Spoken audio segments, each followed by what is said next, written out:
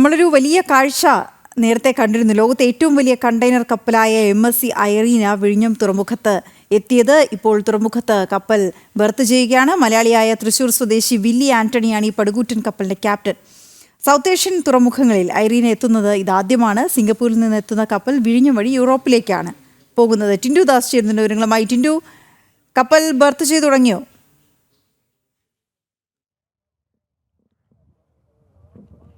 വീണ, എൻ്റെ പുറകിൽ കാണുന്നത് ഈ ഒരു തുറമുഖത്തെ സംബന്ധിച്ചിടത്തോളം ഏറ്റവും ടഫായിട്ടുള്ളൊരു കാര്യമാണ്. കാരണം ഒരു കപ്പൽ തുറമുഖത്തിനകത്തേക്ക് ബർത്ത് ചെയ്യാൻ വന്നു കഴിഞ്ഞാൽ ആ കപ്പൽ വന്ന അതേ ദിശയിൽ തന്നെ ഈ കപ്പലിനെ തിരിച്ച് ഇടേണ്ടതായിട്ടുള്ളൂ.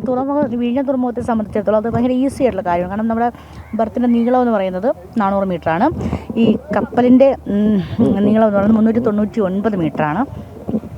അപ്പോൾ ഈ ബർത്തിനകത്ത് വെച്ചുകൊണ്ട് തന്നെ ഈ കപ്പലിന് വന്ന ദിശയിൽ തന്നെ തിരിക്കാൻ പറ്റും. ഏറ്റവും റിസ്കി പോർഷനാണ് വിഴിഞ്ഞം അന്താരാഷ്ട്ര തുറമുഖത്ത് ഇപ്പോൾ നടന്നുകൊണ്ടിരിക്കുന്നത്. MSCയുടെ ഐറീന എന്ന MSC സീരീസിലെ ഏറ്റവും വമ്പൻ കപ്പൽ, അല്ലെങ്കിൽ ഏറ്റവും കൂറ്റൻ മദർഷിപ്പ് MSC ഐറീന വിഴിഞ്ഞം തീരത്ത് ബർത്ത് ചെയ്ത് തുടങ്ങി. ഡക്ക് ബോട്ടുകൾ ചെന്നാണ് വാട്ടർ സല്യൂട്ട് നൽകി ഐറീനയെ തുറമുഖത്തിനകത്തേക്ക് കൊണ്ടുവന്നത്. അതിനുശേഷം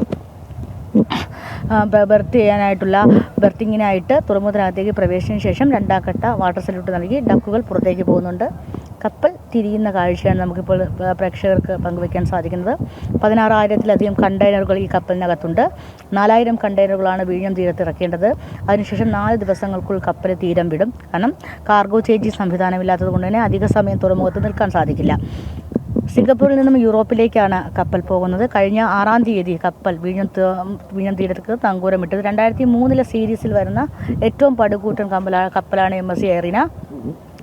നമുക്ക് ആ ദൃശ്യങ്ങൾ കാണാൻ സാധിക്കുന്ന പോലെ MSCയുടെ ഐറീനയുടെ അടുത്ത് തന്നെ മറ്റൊരു കപ്പൽ കിടക്കുന്നുണ്ട്, MSC മൊണിക്ക. ഈ കപ്പലും ഇതൊരു ഫീഡർ കപ്പലാണ്. ഈ കപ്പൽ ഈ ചരക്കുകൾ മറ്റ് തുറമുഖങ്ങളിലേക്ക് കൊണ്ടുപോകാനായിട്ട് ഇവിടെ എത്തിയിട്ടുള്ളതാണ്. വിഴിഞ്ഞം തുറമുഖത്തെ സംബന്ധിച്ചിടത്തോളം സാൻ ഫെർണാണ്ടോ വന്നത് മുതൽ വളരെ ചരിത്രപരമായിട്ടുള്ള നേട്ടങ്ങളാണ് തുറമുഖം കൈവരിച്ചിട്ടുള്ളത്. 15 ദശലക്ഷം കണ്ടെയ്നറുകൾ ഈ ഒരു വർഷ കാലാവധിക്കുള്ളിൽ ഇത് മിനിമൈൻ ചെയ്തിട്ടുണ്ട്. അതോടൊപ്പം തന്നെ ഈ ട്രയൽ റൺ സമയത്ത് തന്നെ ഏറ്റവും മികച്ച രീതിയിലെ പ്രവർത്തനങ്ങൾ കാഴ്ചവെച്ച തുറമുഖം കൂടിയാണ് വിഴിഞ്ഞം അന്താരാഷ്ട്ര തുറമുഖം. വിഴിഞ്ഞത്തിന് ഓട്ടോമേറ്റഡ് നാവിഗേഷൻ സിസ്റ്റവും ഓട്ടോമേറ്റഡ് ആയിട്ടുള്ള ഈ കണ്ടെയ്നർ ചേഞ്ചിങ് സിസ്റ്റമാണ് വിഴിഞ്ഞം തുറമുഖത്തെ സംബന്ധിച്ചുള്ള ഏറ്റവും കൂടുതൽ കാര്യക്ഷമമാക്കുകയും വിഴിഞ്ഞത്തെ കൂടുതൽ വിഴിഞ്ഞത്തെ മറ്റ് കപ്പൽ കമ്പനികളെ ആകർഷിക്കാനായിട്ടുള്ളൊരു കാരണമായിട്ടുള്ളത്. കാരണം കുറഞ്ഞ സമയത്തിനുള്ളിൽ ഏറ്റവും കൂടുതൽ ചരക്കുകൾ വിനിമയം ചെയ്യുക എന്നതാണ് ഒരു തുറമുഖത്തെ സംബന്ധിച്ചിടത്തോളം അതിൻ്റെ എഫിഷ്യൻസി ആയിട്ട് കാൽക്കുലേറ്റ് ചെയ്യുന്നത്. ഈ കഴിഞ്ഞ ഇൻവെസ്റ്റേഴ്സ് മീറ്റിലൊക്കെ ഏറ്റവും കൂടുതൽ നിക്ഷേപങ്ങൾ കേരളത്തിൽ എത്തിയിട്ടുള്ളതും കപ്പൽ വ്യവസായ മേഖലയിലും അതോടൊപ്പം തന്നെ മാരിടൈം മേഖലയിലുമാണ് ഏറ്റവും കൂടുതൽ ഇൻവെസ്റ്റ്മെൻറ്റുകൾ വന്നിട്ടുള്ളത്. കൊച്ചിയിൽ വെച്ച് നടന്ന അന്താരാഷ്ട്ര ഗ്ലോബൽ ഇൻവെസ്റ്റിൽ MSC ആണ് ഏറ്റവും കൂടുതൽ ഇൻവെസ്റ്റ്മെൻറ്റ് തുറമുഖ മേഖലയിൽ വിഴിഞ്ഞം തുറമുഖത്ത് നടത്തിയത്. അതോടെ തന്നെ MSCക്ക് ഒരു സ്ഥിര ജൈഡ് സർവീസും തുറമുഖത്തെ സംബന്ധിച്ചിടത്തോളം ഉണ്ട്. MSCയെ സംബന്ധിച്ചിടത്തോളം മറ്റ് കപ്പൽ കമ്പനികൾ സ്ലോട്ടിന് വേണ്ടി കാത്തുകിടക്കുന്നത് പോലെ കാത്തുകിടക്കേണ്ട ആവശ്യമില്ല. അവർക്ക് എപ്പോഴും വേണമെങ്കിൽ തുറമുഖത്ത് വന്നു പോകാനുള്ള സൗകര്യം ഒരുക്കിയിട്ടുണ്ട്. പക്ഷേ കഴിഞ്ഞ 4 ദിവസത്തിനുള്ളിൽ കൂടുതൽ കപ്പലുകൾ തീരത്തെത്തിയിരുന്നത് കൊണ്ട് തന്നെ MSC പോലൊരു കൂറ്റൻ കപ്പലിന് ഇങ്ങോട്ടേക്ക് വരാനായിട്ടുള്ളൊരു കുറച്ച് തടസ്സമുണ്ടായിരുന്നു. ആ തടസ്സമാണ് ഒരു പക്ഷേ ഇന്ന് 9-ാം തീയതിയിലേക്ക് ഈ ബർത്തിങ് മാറ്റേണ്ടി വന്നതെന്ന് നമുക്ക് മനസ്സിലാക്കാൻ സാധിക്കുന്നുണ്ട്. ഏറ്റവും സന്തോഷകരമായിട്ടുള്ള കാര്യം മലയാളിയായിട്ടുള്ള വില്യം ആൻ്റണിയാണ് കപ്പലിൻ്റെ കപ്പിത്താൻ എന്ന് പറഞ്ഞാൽ അദ്ദേഹം കഴിഞ്ഞ ദിവസം മാധ്യമങ്ങളോടൊക്കെ സംസാരിച്ചിട്ടുണ്ടായിരുന്നു. അദ്ദേഹം കപ്പലിനകത്ത് വെച്ച് തന്നെ മാധ്യമങ്ങളോട് സംസാരിക്കുകയൊക്കെ ചെയ്തിരുന്നു.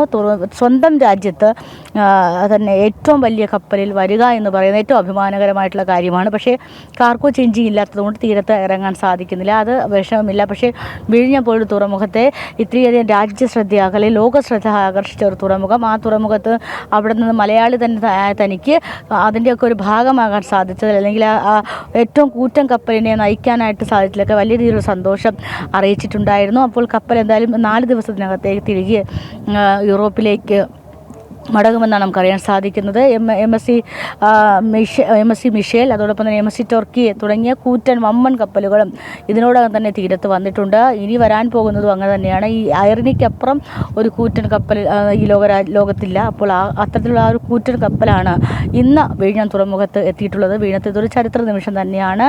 ഇനി വരാൻ പോകുന്ന ശുഭകരമായിട്ടുള്ള ദിവസങ്ങളുടെ അല്ലെങ്കിൽ ഇനി വരാൻ പോകുന്ന ശുഭകരമായിട്ടുള്ള ഭാവിയുടെ പ്രതീക്ഷയും കൂടെയാണ് MSCയുടെ ഐറിന സീരീസിലുള്ള കൂറ്റൻ കപ്പൽ തീരത്തെത്തുന്നത്. 4000 കണ്ടെയ്നറുകളാണ് ഇവിടെ വിനിമയം ചെയ്തതിന് ശേഷം MSCയുടെ ഐറിന തീരം വിടും. തുടർന്ന് അത് മറ്റുള്ള കപ്പലുകളും വിഴിഞ്ഞത്തേക്ക് എത്തിച്ചേരും. എന്തായാലും വലിയ രീതിയിലുള്ള നേട്ടമാണ് വിഴിഞ്ഞം തുറമുഖം കുറഞ്ഞ സമയം കൊണ്ട് തന്നെ കൈവരിച്ചിരിക്കുന്നത്. വീണ ടിൻഡു, അതായത് ഇതൊരു നാഴികക്കല്ലാണ് വിഴിഞ്ഞം തുറമുഖത്തിനെ സംബന്ധിച്ചിടത്തോളം. എന്ന് മാത്രമല്ല ഇതൊരു സന്ദേശം കൂടിയാണ് മറ്റ് ലോകരാജ്യങ്ങൾക്കും തുറമുഖങ്ങൾക്കുമൊക്കെ. ഇപ്പോൾ ടിൻഡു സൂചിപ്പിച്ചതുപോലെ മിഷേൽ കപ്പലിനി വന്നു, തുർക്കി വന്നു, ഒടുവിൽ ഇതാ ഐറീനയും എത്തുകയാണ്. അപ്പോൾ ഈ വമ്പന്മാരിൽ വമ്പൻ അല്ലെങ്കിൽ വമ്പത്തിമാരിൽ വമ്പത്തി എന്ന് പറയാം, ആ പേരുകളൊക്കെ വെച്ച് നോക്കുമ്പോൾ അത്രയും വലിയൊരു കപ്പൽ വന്ന് ബർത്ത് ചെയ്ത് മടങ്ങുമ്പോൾ ഒരു വലിയ സന്ദേശം കൂടിയാണ് നമ്മൾ കൊടുക്കുന്നത്. ഈ വിഴിഞ്ഞം തുറമുഖത്തിനെ സംബന്ധിച്ചിടത്തോളം ഇത് എത്ര വലിയൊരു നാഴികക്കല്ലാണ്?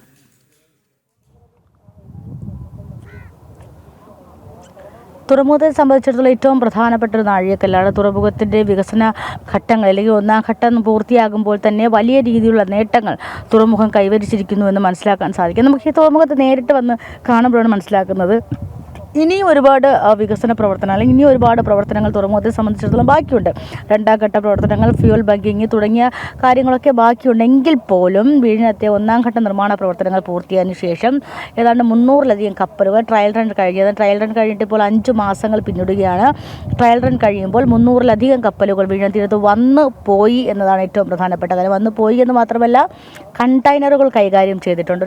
ഒരു കുറഞ്ഞ സമയത്തിന് ഒരു തുറമുഖത്തെ സംബന്ധിച്ചിടത്തോളം അതിൻ്റെ എഫിഷ്യൻസി മറ്റ് രാജ്യങ്ങൾ, മറ്റ് തുറമുഖ കമ്പനികളൊക്കെ ശ്രദ്ധിക്കുക അല്ലെങ്കിൽ നോട്ട് ചെയ്യുന്നത് അവരുടെ എഫിഷ്യൻസിയാണ്. അപ്പോൾ അത് കുറഞ്ഞ സമയം കൊണ്ട് കൂടുതൽ ചരക്കുകൾ വിനിമയം ചെയ്യുക എന്നാണ് ഒരു തുറമുഖത്തെ സംബന്ധിച്ചിടത്തോളം എഫിഷ്യൻസി. ആ എഫിഷ്യൻസിയിൽ വിഴിഞ്ഞം 100% നീതി പുലർത്തിയിട്ടുണ്ടെന്ന് നമുക്ക് ഈ ഘട്ടത്തിൽ പറയാൻ സാധിക്കും.